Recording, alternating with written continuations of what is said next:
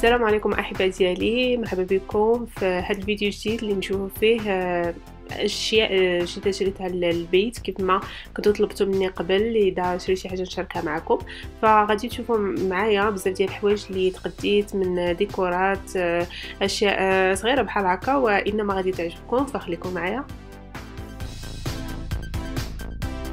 الحاجه الاولى اللي تشوفوها معايا هما هاد الكراسه هادو ديال المطبخ. كنت قديتهم اونلاين، اليوم يلاه وصلوني. خديتهم في البيض لانه كيعجبني هذا اللون بزاف، كيجي في الدار مشرق بزاف، واصلا المطبخ تقريبا عندي بيض. اذا شفتوا الاسطح ديال المطبخ عندي بيضين. وبالنسبه للناس اللي عندهم مطبخ شويه تقليدي وبغيتوا تدخلوا عليه يعني شي تصاميم تكون شويه عصريه، مثلا تميكسيو مع شي شكل من الكراسي بحال هكذا على شكل بار، نظن انها فكره مزيانه. وفي نفس الوقت ان الكراسه كيكونوا عمليين، وخصوصا كيجيو زوينين بالنسبه للمطبخ اللي كيكون مفتوح على غرفه المعيشه. فبصراحه انا فكرت مزيان بانه هاد الكراسه هادو غادي يكونوا يعني غنستافد منهم بزاف، لانه بعض المرات كتبغي تاكلي شي حاجه بسرعه، فكتبغي مثلا تاكلي على هاد الاسطح هذا ديال المطبخ، وفي نفس الوقت كتنظفيه بسرعه باش كتخلي بقيه المنزل كتبقى عندك نظيفه. وكيف شفتوا انا خديت فقط زوج، يعني هما كافيين ومناسبين بالنسبه للحجم الاسطح اللي عندي هنا في المطبخ. هذا حاجه وحده اللي ما عجبتني من بعد ما توصلت بهاد الكراسه، حليتهم ورتبتهم كلشي. هنا شفت هذا الجنب هذا ديال هذا في الجلد ديال الكرسي، لقيت فيه هذاك الاحمرار، صراحه ما عرفتش منين جا. المهم هكذاك جا، وحاولت نظفوه، هو اصلا كان كبر من هكا، كان هذاك الاحمرار كان كبر من هكذاك. حاولت نظفوه بواحد البرودوي، شويه مشى ليا، وانما باقي اذا شفتوا يعني باقي هذاك شي احمر هكذاك. فهذا هو المشكل ديال اذا خدينا شي حاجه اونلاين، يعني حتى كتوصلك الدار باش كتكتشفي الا فيها شي عيب. وكنت فكرت باش نرجعهم، وانما فكرت بكثره الخدمه وهذا وخليتهم. يمكن مره اخرى يعني مع الوقت نشوف شي برودوي اخر اذا قدر يتحيد ليا. ومن بعد خديت هاد الرفوف هادو ما شريتهمش اونلاين، خديتهم من ايكيا. خديته في الابيض. المهم هنايا من بعد ما جمعته قديته. فاذا مازال تعقلوا كان عندي بزاف ديال التعاليق كنتو كتبتوا ليا فاش كنت عملت فيديو جولة في خزانة الملابس، وبزاف منكم نصحتوني باش نقدر نقلب على شي رفوف بحال هذا الشكل هذا. فعجبتني الفكره ديالكم بزاف، وفورا مشيت لايكيا كنقلب على شي واحد يناسب ليا الخزانه. وفعلا لقيت انه يعني كيكونوا لك واحد المساحه كبيره عندك في الخزانه، فاش يعني فين تقدري تحطي بزاف ديال الاغراض. فهذا هو اللي خديت، غادي نحطو حتى هو هنايا ونشوفوا يعني كيفاش يجي.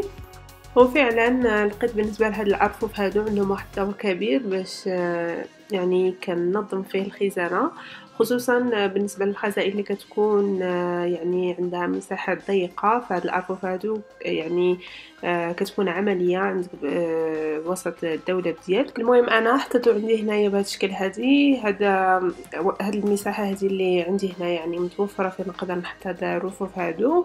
وهنايا غير جربت حسيت هاد الحوايج هنايا بحال هكا مازال غادي نعاود نطلبهم من جديد، ومازال يعني كاين ما نحط اكثر، يعني كيبان لي بانه كيهزو اكثر ملابس او لا اي اغراض اللي نبغي نحطهم هنا. المهم لحد الان عجبني الشكل ديالو، جا مناسب عندي هنايا داخل هاد الخزانه هذه. فبغيت نقول لكم شكرا بزاف على النصيحه ديالكم، على الفكره الزوينه ديالكم، وبنفس الوقت راني نتسنى منكم باش تقولوا لي اذا هكذا جات مزيانه، يعني اذا هكذا تخيلتوها تجي في الخزانه بهذا الشكل هذا، ولا حتى اذا كانت عندكم فكره اخرى كيفاش نعمل ليها. انا دائما كنتسنى التعليق ديالكم. وهذا المصباح حتى هو خديته نحطو فوق هاد الرفوف هادو اللي شريت، لانه ما كنعتمدش فقط على هاد الضوء اللي عندي هنايا، كنبغي يعني اضاءه تكون اكثر، فبدلت القديمه اللي كانت عندي هنايا بهاد الجديده هذه وحطيتها هنايا كيف تشوفوا معايا.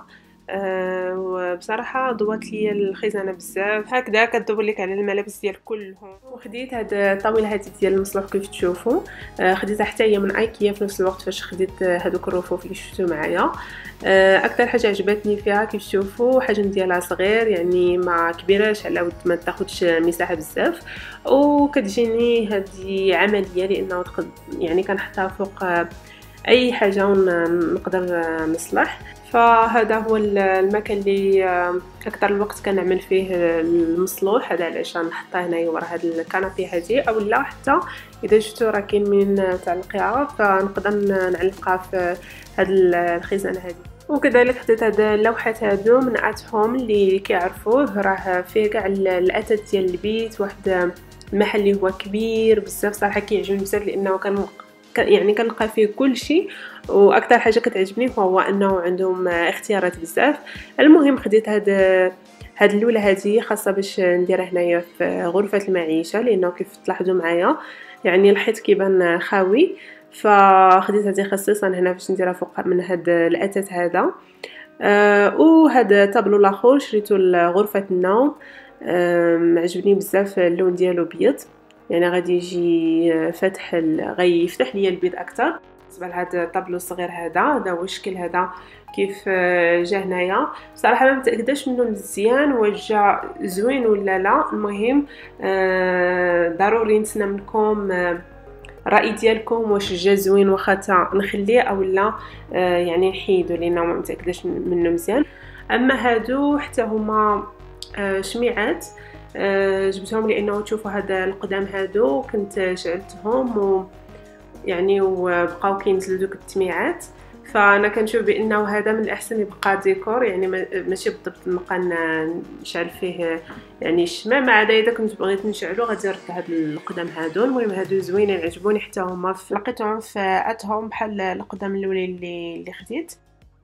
وهذا كان كل شيء اللي عندي اليوم نوريه لكم. اشياء جدا اللي شريت للدار، ديكورات تقدروا حتى نتوما تستافدوا منهم، ونتمنى نكون عطيتكم بعض افكار اللي تعجبكم. وحتى نتوما اذا عندكم شي تعليق او شي راي على يعني هادشي اللي شريت فين حطيتو، كيفاش حطيتو، متناسق ما متناسق، نتسنى دائما منكم الرد.